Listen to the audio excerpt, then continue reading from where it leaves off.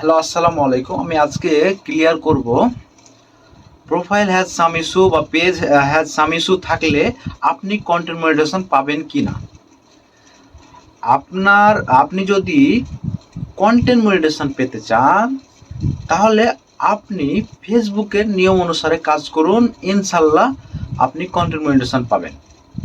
আর content monetization পাওয়ার জন্য আমরা যে আগে ভুলগুলো করে রেখেছি এজন্য আমাদের কিন্তু প্রোফাইল হ্যাজ সাম ইস্যু এসেছে বা আমাদের পেজ হ্যাজ সাম ইস্যু এসেছে।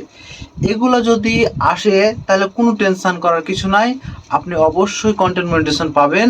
আমি বলছি মানে 100% সত্য, কারণ আমি প্রমাণ ছাড়া কখনো কোনো কথা বলি না। সো আমি বলছি মানে এটাই কথা বলতে চাই যে প্রোফাইল হ্যাজ সাম ইস্যু বা পেজ হ্যাজ সাম ইস্যু হলে অবশ্যই আপনারা কন্টেন্ট মনিটাইজেশন পাবেন।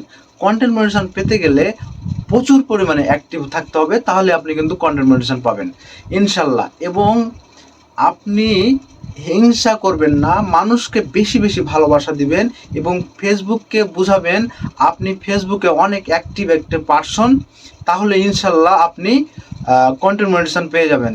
কিন্তু কিছু কিছু ব্যতিক্রম আছে, যেমন অনেকের ভাগ্য দেশে কিন্তু অনেকে কিন্তু এখনও কন্টেন্ট মনিটাইজেশন পায়নি। 30,000, 40,000, 50,000, 60,000, 1,00,000 ফলোয়ার হয়ে গেছে, তারপরও তারা কন্টেন্ট মনিটাইজেশন পায়নি। কিছু কিছু ফেসবুকের রুলস আছে, অবশ্যই আপনারা মেনে চলার চেষ্টা করবেন, ইনশাল্লাহ আপনি কন্টেন্ট মনিটাইজেশন পাবেন। আর যে কোনো বিষয়ে আপনাদের যদি কন্টেন্ট মনিটাইজেশন পেতে কি কি করতে হবে এবং কি কি করণীয়, আপনারা আমার সাথে একটু যোগাযোগ করবেন, আমি একটু চেষ্টা করব আপনাদেরকে পরামর্শ দেওয়ার ইনশাল্লাহ। থ্যাংক ইউ সো মাচ, সবাই ভালো থাকবেন।